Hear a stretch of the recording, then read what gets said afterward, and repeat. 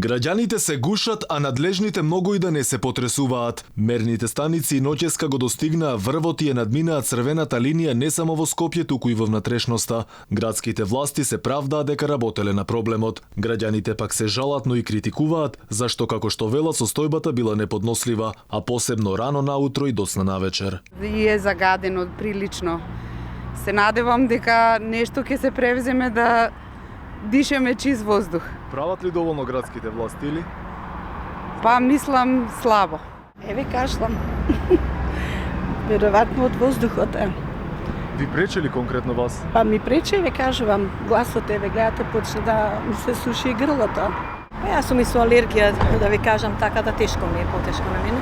Немаме воздух више од зградите. Ви пречи ли воздухот конкретно? Па како не ми пречи, ја плюста сум болна жена, оперисана од тумор. Може би тешко може да се реши.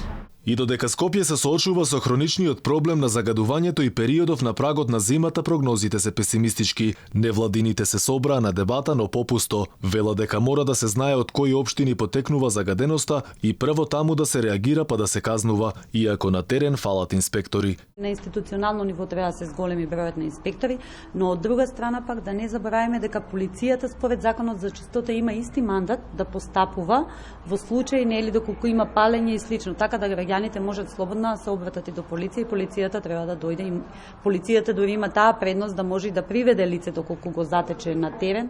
Од невладиниот сектор порачуваа дека и покрај апелите за неопходни итни мерки, надлежните не се занимаваат за суштинско решение кое ќе даде резултати, но како засилување власта сака да ја вклучи и полицијата во борбата против загадувањето. Тоа не засега сите ние го дишеме воздухот и сите ние граѓани на оваа држава имаме право на чист воздух и здрава животна средина.